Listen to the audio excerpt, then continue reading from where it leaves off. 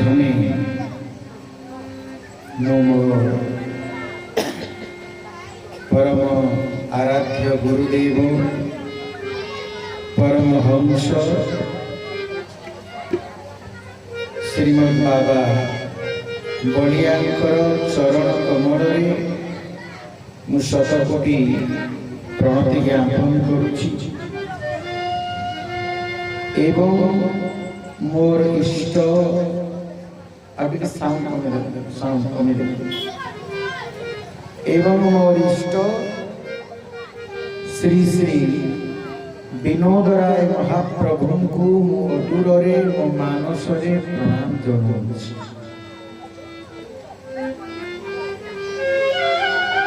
जहांक पीठरे बसिकी जहांकर जन्मदिन रे आमे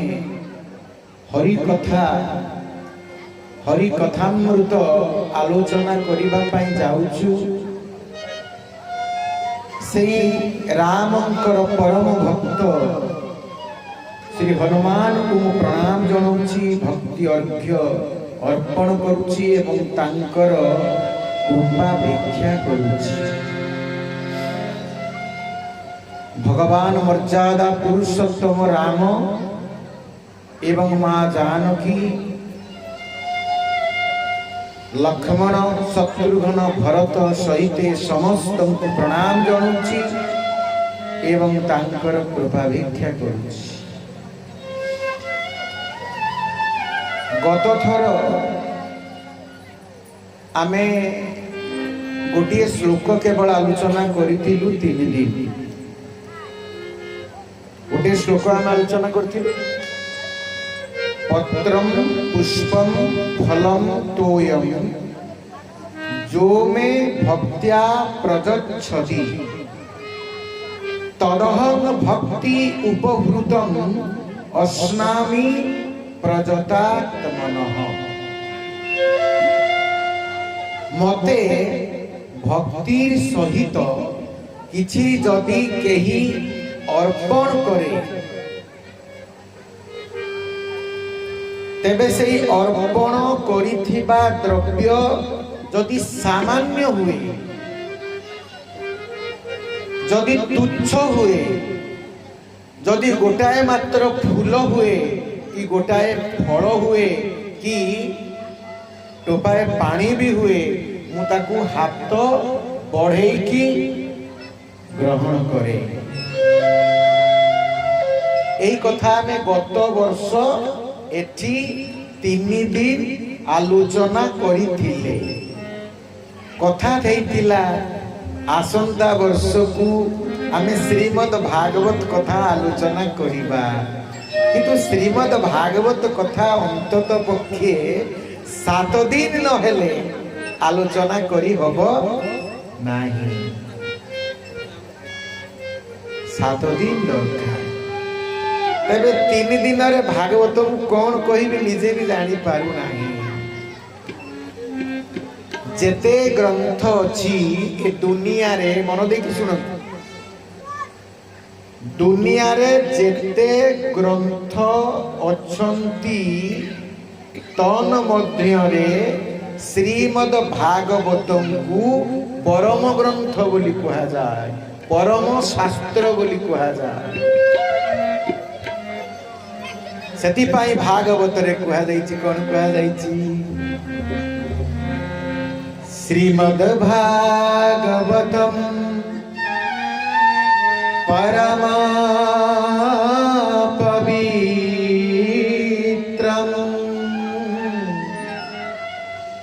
जद वैष्णवानां धनम जत्र ज्ञान विराग भक्ति सहितम नैष्कर्म्यमाविष्कृतम्। ये जो श्रीमद् भागवत ग्रंथ, ये ग्रंथ को परम पवित्र ग्रंथ बोली कहा जाइछि। काहे कि या परम शास्त्र बोली कहा जाइछि। काहे कि कहा जाइछि? ना एथिरे गोटे विशेषता अछि कोन ना आपण रामचरित मानस पढ़िबे रामायण पढ़िबे बा रामचरित मानस पढ़िबे सेतिरे आपण कृष्ण कथा पाइबे कि पाइबे कृष्ण कथा रामचरित मानस रे नाही आपण नृसिंह पुराण पढ़िबे सेतिरे राम कथा पाइबे नि आपण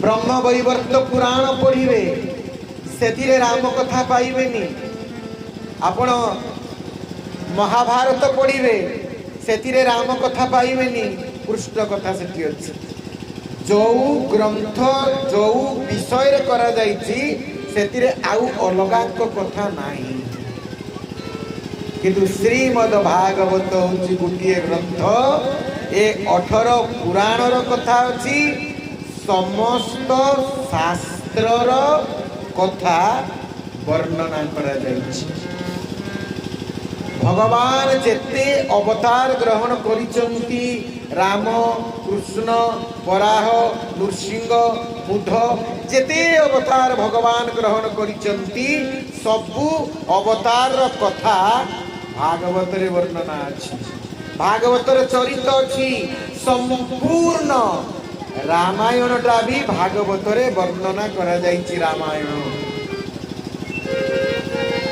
सेति पाई भागवत को कहा जाय परम शास्त्र जगन्नाथ दास भाई सुंदर भाव में लिखिछथि परम शास्त्र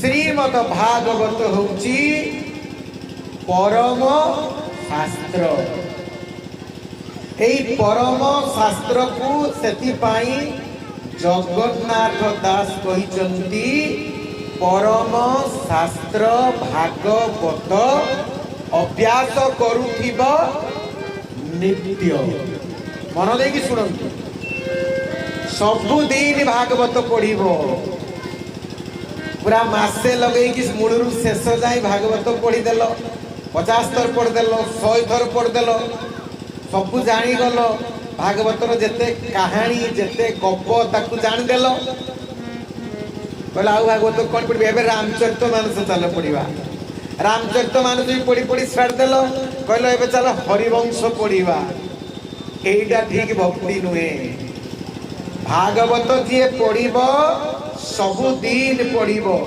लगातार भागरे पढ़िब गोटे भी दिन बंद करिब नाही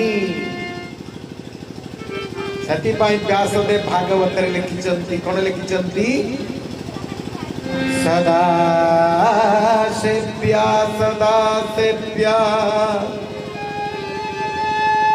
श्रीमद् भागवती कथा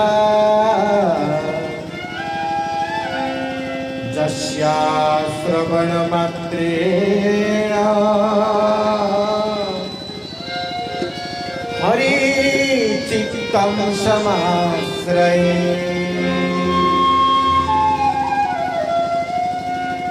हे मनीष माने तुम्हें गोटे कथा मने रख सदा सेव्या सदा सेव्या श्रीमद भागवती कथा।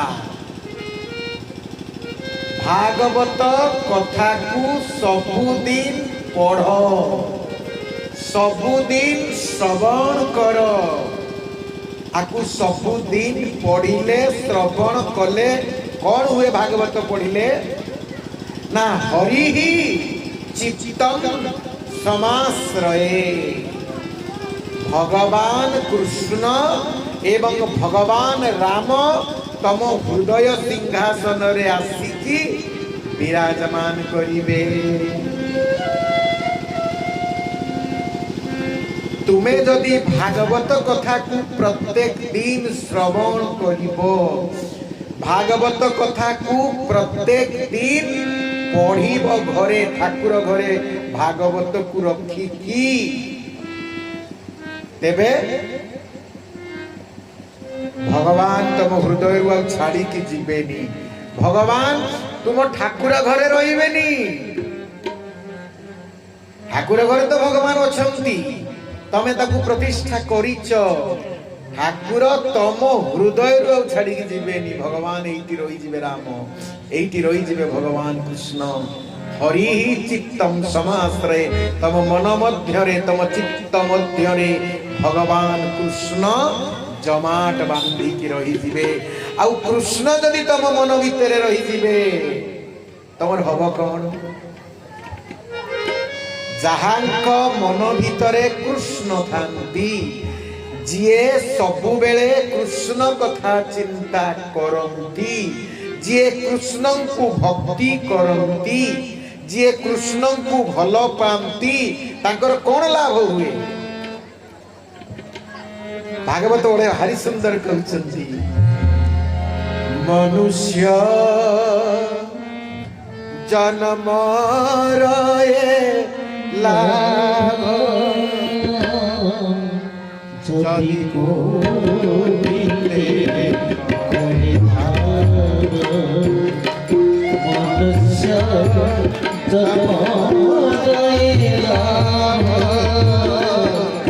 जदि गोविंदे। राधे मनुष्य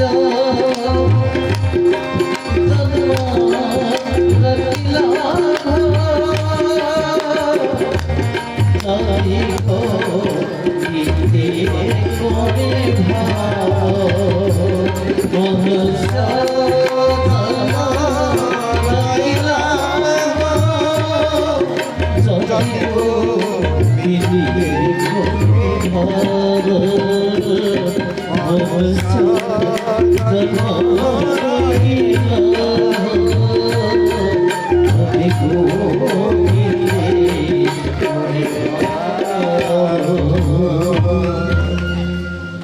जदि कई गोविंद सहित भगवान सहित भाव सृष्टि करे, भाव तार कौन हम?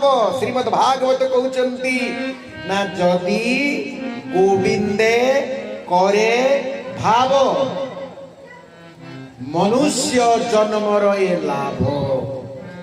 आम मनीष जन्म जो आम पाइचु 84 लक्ष प्रकार जीव जंतु हेई शेषे आम बहु पुण्य करी मनुष्य जन्म आम पाइचु।